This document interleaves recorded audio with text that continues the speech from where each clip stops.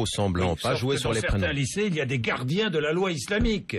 Ça existe. Eh ben oui, ça existe. Eh ben de ce point de vue-là, il faut Qu'est-ce que vous leur dites? Il faut les condamner. Ça n'existe pas. Jamais. Ils sont rares, mais ça existe. Oui, mais jamais. Mais justement, il faut pas faire non plus dans l'anecdote. Et je suis content que vous disiez ils sont rares. Il faut regarder le mouvement. Exactement. Il faut regarder le mouvement de fond. Le mouvement de fond, quel est-il? Que dans les écoles, sur le plan local, les choses vont beaucoup mieux que ce qui se dit à Paris. Vous avez une installation aujourd'hui qui se passe. Et quant à ces gardiens aujourd'hui qui viennent juger, on leur dit vous n'avez pas à faire ceci. D'ailleurs, occupez-vous de vous-même plutôt que de vous occuper de vos voisins et de vos voisins dans la conscience musulmane. L'islam, une religion qui fait peur, c'est le nouveau maire Front National d'Hayange qui a fait cette déclaration. L'islam, vous dites, l'islam est une religion française. Oui. C'est ce que vous dites. Vous n'êtes pas d'accord? Mais moi, j'ai pas apporté de jugement, mais évidemment, c'est une religion française. Mais évidemment, c'est une religion pratiquée par 800 000 pratiquants en France. Français. Pratiquants. 800 000 pratiquants, mais en même temps, c'est la religion de citoyens qui ne sont pas pratiquants. De musulmans. Pourquoi les Français n'ont-ils pas admis que l'islam est une religion française? Pourquoi?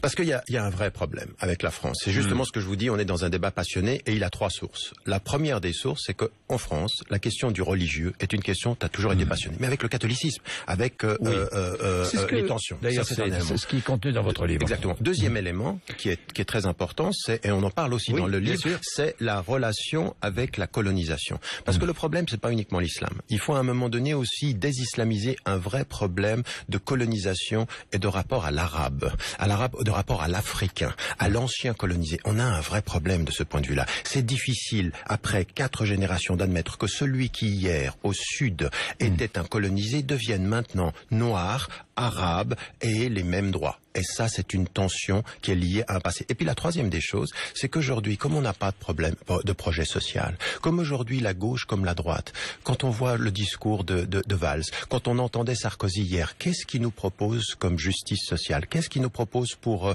véritablement régler la question du chômage, la question des cités, la question des banlieues? Qu'est-ce qu'il nous propose si ce n'est la sécurité et la controverse? Quand aujourd'hui, on n'a pas de projet politique, on cherche un ennemi facile à attaquer. Et aujourd'hui, la question de l'islam rassemble. Le meilleur exemple, c'est le Front National qui a très très bien compris ceci, transformant son discours en l'absence de projet politique, en stigmatisation systématique. On n'a jamais vu le Front National être aussi laïque qu'il l'est devenu aujourd'hui, uniquement parce qu'il compte les voix. Tariq Ramadan, vous avez soutenu pas la quenelle, le geste vous le trouvez vulgaire, de Dieudonné. Vous avez soutenu la liberté d'expression de Dieudonné. Est-ce que vous comprenez que Manuel Valls est interdit les spectacles? Bien sûr que non. Et j'espère que vous ne le comprenez pas non plus. Moi, je l'ai invité, Dieudonné. Mais vous l'avez invité, il n'est pas venu, j'ai entendu ceci. Moi, j'aimerais dire une chose. Je pense que la quenelle, au départ, c'est un geste anti-système. Je pense qu'il a été récupéré par certains de façon totalement biaisée, de façon totalement pervertie. Et j'ai critiqué ceci. N'importe quelle quenelle qui se fait devant le mémorial de l'extermination est absolument à condamner. Maintenant, ça, vous n'avez aucun doute sur l'extermination des Juifs? Aucun doute sur l'extermination des Juifs, et je la condamne, et je pense qu'il faut l'enseigner. Il faut ce devoir de mémoire, de toutes les mémoires. Je veux aussi qu'on enseigne en France ce qui s'est passé au Rwanda et les zones grises de l'attitude française et européenne. Mais plus loin que cela, et tous les génocides, j'entends aussi tout ce qui s'est passé à Srebrenica. J'aimerais bien qu'on fasse un mémorial de Srebrenica. Le silence de la communauté européenne en face de ce qui se passait quand des soldats hollandais ont livré des innocents de Srebrenica pour se faire exterminer, c'était près de 8000. Deuxième élément par rapport à la liberté d'expression. Vous avez un avocat, Arnaud Carswell, qui vient et qui nous explique qu'il faut faire du bruit avant pour rétroactivement empêcher. Parce que la loi ne permettait pas d'interdire. Vous pensez que c'est tout à fait l'indépendance des pouvoirs qu'en 3 heures, le Conseil d'État réussisse à prendre une décision qui contrevient et empêche un spectacle? C'est une atteinte à la liberté d'expression. C'est une atteinte à la liberté d'expression. Je condamnerai tous les propos qui seraient antisémites et très racistes d'un point de vue général. Mais vous savez, au bout du compte, qu'on soit clair, vous et moi, les citoyens français, compris en fait qu'il y avait eu manipulation politique sur cette question-là, Valls a perdu jusqu'à 7 points sur cette question-là, et c'est bien fait pour lui, parce que ça montre qu'on ne peut pas tout faire en France, qu'il reste quand même des consciences qui disent attention, il y a la liberté d'expression, vous peignez sans cesse de ne pas être invité, ou de ne pas être même mis en cause d'ailleurs d'une manière totalement injuste, je vous le dis tout de suite. Vous avez écrit, après avoir confirmé son invitation pour le jeudi 3 avril, Jean-Jacques Bourdin annule cette dernière le jour même où nous la rendons publique en découvrant soudain que nous sommes près des élections. Une plaisanterie ou de nouvelles pressions, belle la liberté. Pardonnez-moi de vous dire, ici il n'y a pas de pression. Ça, je ne sais pas s'il n'y a pas de pression, j'aimerais simplement vous dire une chose. Je ne sais pas. Non, mais attendez, j'aimerais vous dire une chose. Croyez-moi comme je peux vous croire. C'est vrai. J'espère que vous me croyez et je vais vous croire. Simplement une chose très rapidement. Oui.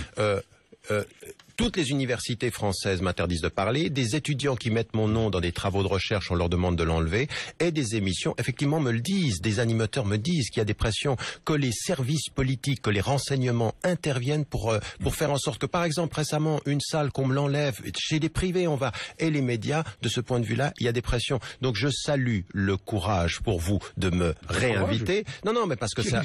Non, mais ce que je veux dire, à un moment donné, on avait une invitation, elle tombe la veille. Ça peut arriver. Alors, le bénéfice du doute est le fait de ce que vous me dites. Faites-moi confiance parce que ça n'est pas arrivé. J'aimerais que vous entendiez aujourd'hui qu'en France, il y a des gens qui disent n'importe quoi. Il y a des gens qui inventent des personnages politiques ou philosophiques comme Botul qui sont invités partout. BHL s'entend dire. Et puis, d'un autre côté, des gens qui ont plus de difficultés à l'expression. La France, aujourd'hui, parle beaucoup de son histoire des droits humains et a plus de difficultés à laisser parler tout le monde. Alors, j'ai deux dernières questions. La première sur les jeunes Français musulmans qui partent faire le djihad. Qu'est-ce que vous diriez à un fils ou une fille qui vous dirait « je vais partir en Syrie faire le djihad ». Qu'est-ce que vous lui direz? Je l'arrête tout de suite en disant d'abord la question de la Syrie est beaucoup plus complexe que ça. Oui. Je dirais deux choses. Il y a une meilleure compréhension de l'islam à avoir et il y a une meilleure compréhension de la politique à avoir. La question syrienne est extrêmement complexe et d'y aller comme ceci tête baissée, c'est une erreur politique. Une formidable mécompréhension de l'islam. La meilleure chose que l'on peut faire quand on est en France et qu'on veut être du côté des opprimés, de tous les opprimés. Encore une fois, je ne dis pas moi qu'il faut être tout simplement des opprimés syriens ou des opprimés palestiniens. Il faut être du côté de tous les opprimés. La meilleure des choses à faire, c'est de s'éduquer ici, de s'engager politiquement ici et d'avoir une voix ici qui puisse faire entendre depuis ici les injustices. C'est vrai pour l'Algérie, comme on en a parlé tout à l'heure. C'est vrai pour la Syrie, c'est vrai pour la Palestine. Le meilleur moyen d'aider les Palestiniens, c'est pas de partir là-bas, c'est de aussi. Bien sûr. Vous avez vu le dernier rapport de la Fédération internationale des droits de l'homme sur les femmes agressées en permanence en Égypte? Ça c'est vrai. Non mais pourquoi est-ce que vous parlez que de ça? Mais je parle pas que de ça. Non mais il faut pas. Vous parlez la première des choses. Attendez, c'est normal. La première des choses qu'il faut dire sur l'Égypte, c'est 529 condamnés à mort, c'est 23 000 prisonniers politiques, c'est un régime dictatorial dont vis-à-vis duquel le monde se tait. Pourquoi? Parce qu'on se dit ce sont des islamistes. Depuis quand la vie d'un islamiste vaut moins que votre vie ou la mienne? Depuis quand est-ce que même la vie de Ben Laden ou de Kadhafi, ce sont des vies qu'il faut juger? Ce ne sont pas des gens qu'on assassine. Les exécutions sommaires qui sont dictées aujourd'hui, à l'heure où je vous parle, par Obama, qui en a rajouté 3 fois plus qu'à l'époque de Bush. Aujourd'hui, les situations de torture dans lesquelles l'Europe a participé. Aujourd'hui, en Égypte, ce qu'il faut dire, oui, il y a des femmes qui sont agressées. Oui, il y a des femmes qui sont maltraitées. Oui, dans le monde musulman, il y a une situation pour les femmes qui est absolument inacceptable et qu'il faut réformer. Mais en même temps qu'on réforme la situation des femmes, il faut que nous ayons un discours extrêmement clair sur les régimes. L'Égypte est redevenue une dictature et la France s'est tue pendant trop longtemps avec Ben Ali pour venir aujourd'hui nous dire que ce sont les amis de la liberté. La nouvelle constitution tunisienne, c'est une bonne chose, mais j'aurais voulu que la France ne la salue pas après, mais qu'elle se positionne par rapport à Ben Ali avant. Notre hypocrisie est abyssale. Tariq Ramadan était notre invité avec Edgar Morin au péril des idées. Alors tout cet entretien que nous venons d'avoir est en grande partie décliné dans ce livre et beaucoup de choses et d'autres encore. Merci aux presses du Châtelet. Merci d'être venu nous voir ce matin. Il est 8h56.